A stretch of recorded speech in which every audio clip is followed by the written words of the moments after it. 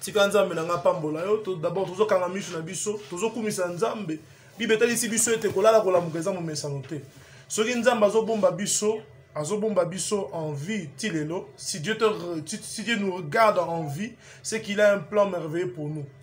Donc bible etali biso en plus babi il y a de l'espérance pour ceux qui vivent. Ils ont l'espérance na bato bazo vivre bato bakufi espérance na bango eza ja ya okufa parce que nzambe asalaka na bakufi te mais asalaka na bato baza na bomoi. Alléluia. Donc tozokanga misu na biso tozokumisa nzambe sanjola nzambe sengai merci d'abord pour la souffle de vie, merci pour la santé, merci pour la protection oh nzambe azosala na vie na mikolo merci d'abord parce que nzambe azo éloigné na ba accident ozokumisa nzambe merci encore parce que nzambe imonisi na vie à sœur Gypsy et que ba intervention sur balinga basala l'équipe bien tozo prier tozo tona tozo kumisa na comme Jésus Christ bondeli. Éternel mon Dieu te kokumisa papa nzambe na ngai yo bomwamite likolo na se simbami na Yesu na ngai na ekobelela o Yesu papa esika musongo kimeza te papa yonde kimelo na biso Yesu na ngai na ekobelela présence na nzambe na ngai na vie na biso ya kolala kola mugeza mo mesano te Yesu mais soki Yesu lelo zo bomba biso osala biso bolamu papa esika musongo kimeza te nzambe na ngai na sanjo likombo na yo na kumisio papa nzambe na ngai merci d'abord Mateo bateli biso merci pour la souffle de vie Yesu na ngai papa to mona ka facture ya courant ya mai papa to mona ka facture ya ba impôt to mona ka facture ya ba taxe Yesu mais to mona facture ya paiement opesi biso te Yesu facture ya paiement opesi biso ofele nzambe tozana minga kozoni selote nzambe na ngai to eko sanjola yo to eko kumisa papa esika musoko kimeza te nzambe na ngai na eko sanjola papa na ngai nzambe merci Yesu pour la souffle de vie merci pour la protection merci papa pona ya osali biso malamu merci Yesu pa mate ozobomba biso ozoeloni biso na accident nzambe na tondi yo nzambe pona loboko no nzambe na vya bandeko na ngai na tondi yo nzambe pona loboko no na famille mampu ya nzambe na tondi yo Yesu na ngai pona loboko no na famille Yesu tumba yawe na tondi yo Yesu na ngai pamba te omimonisi na via sœur Gypsy totondi kombo no nzambe na ngai ekimelo mususu ezate Yesu na ngai papa tokokima wapi soki pana ote nzambe yawe na ngai tondi kombo na yo elombe mobali to yoko sanjolo papa nzambe na ngai yo bongami te likolo na se simbami na yo Yesu to yoko neto la yo to yoko kumisa kombo na yo dans le nom de Jésus-Christ Yesu Masia to yoko élever présence na yo na bomo ina biso Yesu Masia yo bongami te nzambe na ngai na yoko sanjola yo na yoko kumisa kombo na yo na yoko neto la yo Yesu na ngai esika mususu akokimeza te yo nde kimelo na biso papa to yoko sanjolo Yesu na ngai merci pour la vie merci pour le souffle de vie Jésus merci pour ta faveur dans nos vies Jésus to yoko tondo abuya obola mono na vie na biso nzambe obongami te Yesu Masi obongami te Yesu Masi obongami te Yesu Masi obongami te na sanjoli yo Yesu na kumisio papa pona souffle de vie na Yesu na bomo ina ngai merci Jésus pour la vie merci pour la santé merci pour la sécurité oh Yesu Masia na tondi kombo na nzambe ekimelo mususu ezate nzambe na ngai na netoli yo Yesu na ngai yo bongami te papa na ego rendre gloire et grâce papa yo bongami te Yesu Masia na tondi yo Yesu na nga nzambe na ngo bongami te Yesu Masia na eko élever présence na yo na kombo na Yesu Kristo yawe na ngo bongami te likolo na se simbami na yo alléluia alléluia alléluia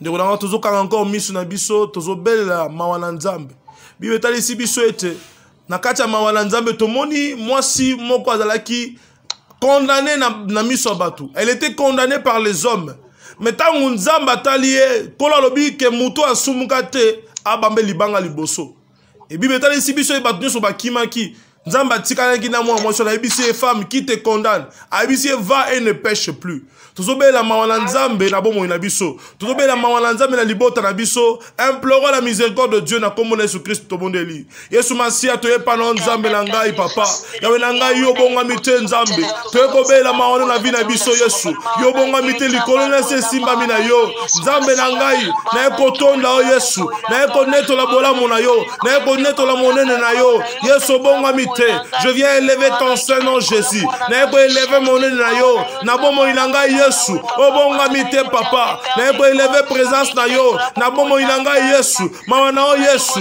Mawana Yesu. Mawana na libota mampuya. Mawana na famille Tumba. Mawana Nzambe na vie ya Malala. Mawana Nzambe na vie ya Kevin. Mawana Nzambe na vie ya Josué. Mawana Nzambe na vie ya Mawana Nzambe na vie ya Joselvi. Mawana Nzambe na vie ya René. Mawana Nzambe na vie ya Rodrigue. Mawana Nzambe na vie ya Golvi. Mawana Nzambe na vie ya Cynthia. Mawana Nzambe na ngai papa tobeli mawana Yesu. Ya betsa mbula mawana yo na libota na biso Yesu. Tobeleli yo Yesu. Yo bonga mite Yesu. Likolo na se simbami na yo. Toyeko élever présence na yo. Toyeko bela mawana Yesu. Na bomo ina biso papa. Yo bonga mite Nzambe. Likolo na se simbami na yo. Nzambe na naza lokola yo. Qui est comme toi Jésus? Qui est comme toi Jésus? Je viens élever ta miséricorde. Seigneur, que ta miséricorde, que la pluie de la miséricorde de Dieu, Yahweh prévoit dans nos vies, Jésus. Yesu beti sambula mawana o Yesu. Yokela biso mawa papa. Yahweh yokela mokili mawa. Yokela biso mawa Nzambe. Pardonne nos péchés, Jésus. Limbisa masumu na biso. Limbisa ba iniquité mokili mobimba. Yesu beti sambula mawana yo dans toute l'humanité. Jésus yokela biso mawa papa. Limbisa biso papa. Yahweh nangai tobeleli yo Yesu. Yeko sombula mawana yo dans toute l'humanité, dans tous les pays du monde. Seigneur, viens répandre ta miséricorde dans le nom de Jésus-Christ. Tobeleli yo Yesu nangai. Obonga mite Yesu. Likolo na se simbami na yo. Nzambe na naza lokola yo. Qui est comme toi Jésus? Nous n'avons pas d'autre issue. Tozana esika muso okimela te.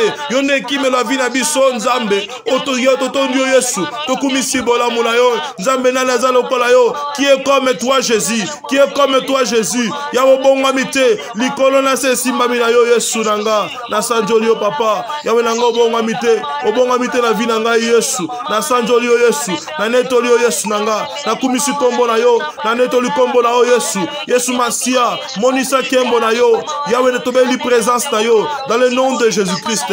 Maano Yesu nangai. Tobeli faveur na yo Yesu. Mi yawe betsambula maona yo. Betsambula maona na libota na biso. Betsambula maona na vi na biso. Kotika biso te Yesu Masia. Tobeli présence na yo Nzambe. Yako sopambula maona yo. Yako sopambula maona yo. Na famille Mampuya. Sopambula maona yo. Na via Serge Gypsy. Sopambula maona na via mbali nepe na bana Yesu. Sopambula maona Yesu nangai. Yokela biso ma papa. Kotika biso te. Tobeleli yo Yesu nangai Nzambe. Yawe tala biso na mawa papa. Tala biso na mawa Yesu. Yawe yokela biso mawa Nzambe. Limbisa masumu na biso. Limbisa ba transgression na biso. Limbisa ba iniquité na biso Yesu. Là où nous avons péché devant toi. Tobeleli maona Yesu nangai. Papa yokela biso mawa papa. Tobeleli yo Yesu nangai. Papa bonga mite. Likolo na se simbami na yo. Na naza lokola yo Yesu Masia. Tobeleli présence na yo Nzambe. Qui est comme toi Jésus. Nous t'implorons Jésus. Yako monisa kembo na yo. Na vi na biso papa. Yesu bonga mite. Na kombo na Yesu Masia. Faveur no Yesu. Et mi monisa na bomo na biso.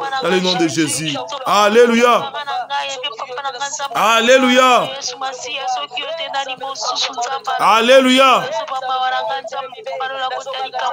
Alléluia. Alléluia. Ndeko na ngai tozokanga encore mishi na biso tozobela makila na Yesu. Bible tali ici biso ete Nzambe tozobondola il est 3 fois 5. Et tali ici biso encore que kolo yokaka mabondo na mosumu kite.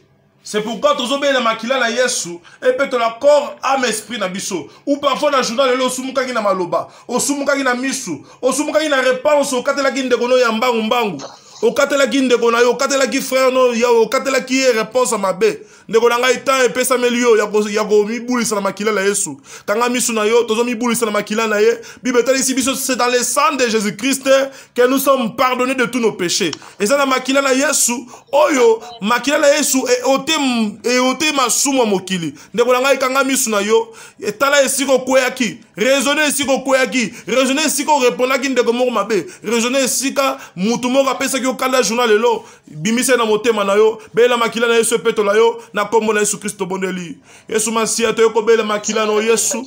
Papa limbisa biso Nzambe. Esika to sumukaki na maloba to na makangisi. Papa toyoko senga yo papa limbisa biso. Ou parfois na misu na ngai na regard na ngai Yesu na sumukaki. Na maloba na ngai na sumukaki. Na makangisi na ngai na sumukaki.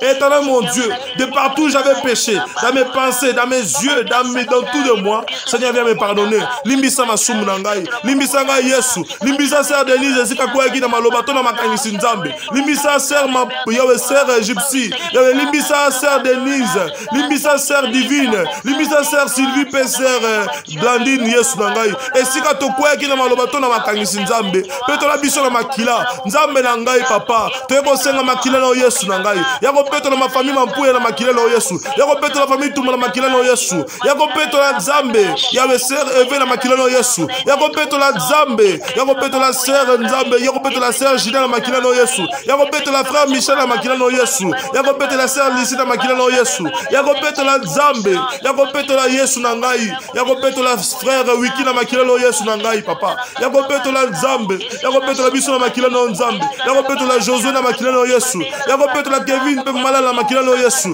Peto la biso na makila. Esika to sumuka ina malobato na makangisi nzambe. Yako te ko senga makila na yo. Que ton sang nous purifie. Nous te demandons ton sang Jésus. Viens nous laver par ton sang. Yako peto la biso na makila. Na kombo na Yesu Masia. Makila na peto la biso. Dans le nom de Jésus-Christ. Yesu Masia to beli makila na yo. Yesu Masia to beli makila na yo. Na bomo ina biso nzambe. Limbisa masumu na biso. Esika to sumuka kina maloba. Tona makangisi. Una regard Yesu. Ona lula kindeko. Na lula kindeko. Na tala kina miso mabe papa. Limbisa ngai papa. Peto la biso na makila. Nous demandons ton sang Jésus. Purifie-nous par ton sang. Même si nos péchés étaient noirs comme la cramoisi Seigneur. Que ton sang Jésus. Makila ne peto la biso. Yawe makila ne rendre biso blanc comme la neige. Et que ton sang nous rende blanc comme la neige. Dans le nom de Jésus-Christ. Rends-nous blanc comme la neige. Dans le nom de Jésus-Christ. Nous implorons ton sang dans nos vies Jésus. Viens nous purifier. Viens nous laver par ton sang Jésus. Makila ne peto la biso. Toya ukotika biso te. Limbisa masumu na biso. Esika to pengwaki. To sumukaki na maloba to na makangisi. Nzambe to beli makila na yo. Yako peto la biso. Dans le nom de Jésus-Christ. Que ton sang nous purifie. Que ton sang nous lave. Que ton sang nous purifie. Que ton sang nous lave. De partout nous sommes tombés dans nos péchés. Dans nos pensées impures. Lave-nous par ton sang. Jésus, nous demandons ton sang dans nos vies. Makila ne peto la biso Yesu. Yawe limbisa biso. Yoko la biso ma papa. Limbisa masumu na biso. Esika to kweyaki. Esika to sumuka ki nzambe. To beni makila na Yesu. Kotika biso te. Pardonne nos péchés Jésus. Nous implorons ton sang dans nos vies Jésus. Viens manifester ta puissance dans le nom de Jésus-Christ. Que ton sang nous purifie. Tendre Père, viens nous purifier par ton sang. Viens nous laver par ton sang. Viens nous purifier par ton sang. Viens nous laver par ton sang. Makila ne peto la biso Yesu. Viens kobela makila na yo. Na vi na biso Yesu. Viens kopeto la biso. Viens nous laver. Viens nous purifier dans le nom de Jésus. Na kombo na Yesu Masia. Alléluia. Alléluia. Alléluia. Car on est dans le baki, sur Psaume 35, l'objet tangaki du premier verset, tina combien? Qui se rappelle? Tanga tina combien? Psaume 35, du premier verset, tina combien? Tu sauras, il y en a 3. Sœur Blandine. Tu sauras, il y en a combien? Sœur Denise. Eh bien, vous avez quitté. Sœur Denise, tu sauras, il y en a combien? Na 3, ok. Tu vas continuer na 4, ti na 7, je pense. Lobby, tu vas continuer l'issoussou na prière na biso. Et tu vas... Alléluia. Amen. Et tu vas Psaume 35, tu vas récupérer de 4 ti na 7. Alléluia. Amen. Et na 4 balobi, qu'ils soient honteux et confondus ceux qui en veulent à ma vie, qu'ils reculent et rugissent ceux qui méditent ma perte, qu'ils soient comme la balle emportée par le vent, et que l'ange de l'Éternel leur chasse, et que leur route soit ténébreuse et glissante, et que l'ange de l'Éternel leur poursuive, car sans cause, ils m'ont tendu leur filet sur une fosse. Sans cause, ils l'ont creusé pour m'ôter la vie. Alléluia. Amen. Amen. Tozo tanga, tozo prier selon le verset. Tozo be la honte pe confusion na kabanguna. Tozo be la confusion na kabanguna. Nkolo a confondre bango nyonso tu. Mutu nyonso tu abane ko saka likola libota na bino. Nzamba sala ke nzela na bango ezala ténébreux pe glissant. Dans le nom de Jésus-Christ au bondeli. Éternel mon Dieu Nzambe.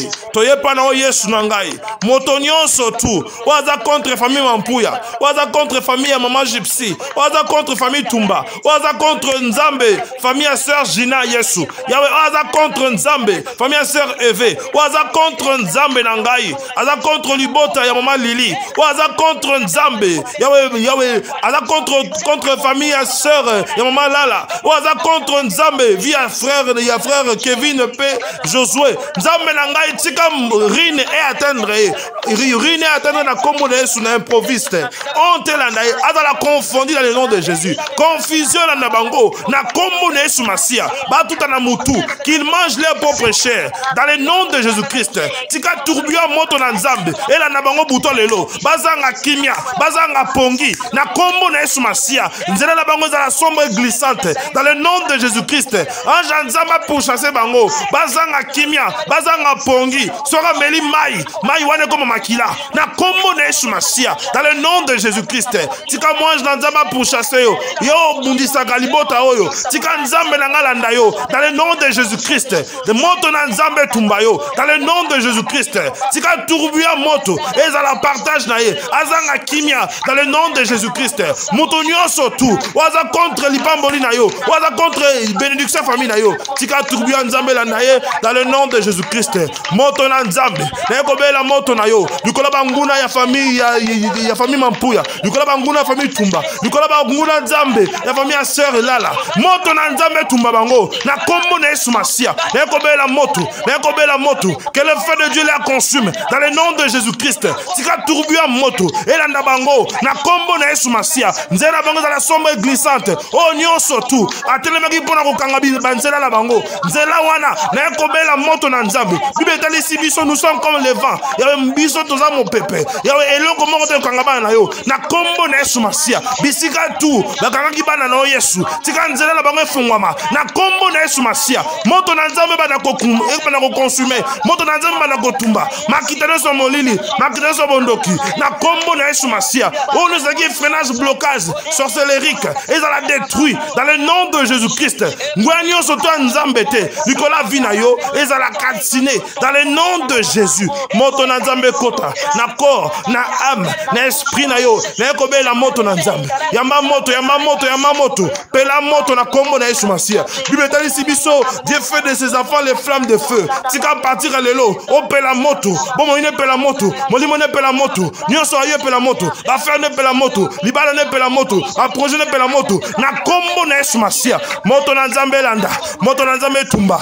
makitane so molili makitane so bondoki na kombo na Yesu Masia butwa lelo tika reine na nzambe ya mutu so bunisaka sœur Gypsy moto na nzambe landa ye na kombo na Yesu Masia mutu so bunisaka ba nepe mbali na ye moto na nzambe landa bango na kombo na Yesu Masia liboto les ala couvert par le sang dans le nom de Jésus ya via mama les ala couvert par le sang moto na nzambe kota e bana ko panza e bana ko zikisa eloko nyonso kanga lipombo na bango na kombo na Yesu Masia tika moto na nzambe kota dans le nom de Jésus-Christ que le feu de Dieu consume tout ce qui n'est pas de Dieu tout ce qui retient leur bénédiction dans le nom de Jésus-Christ moto na nzambe bana ko fungola nzela na kombo na Yesu Masia na kombo na Yesu Masia et komami aucune montagne aucune malédiction aucun enchantement ne faudra sur Israël dans le nom de Jésus-Christ montagne nyonso tout et tellement qu'il liboso na yo et nous allons aplani dans le nom de Jésus-Christ toute montagne qui est devant ta vie et nous allons aplani na kombo na Yesu Masia pela moto na kombo na Yesu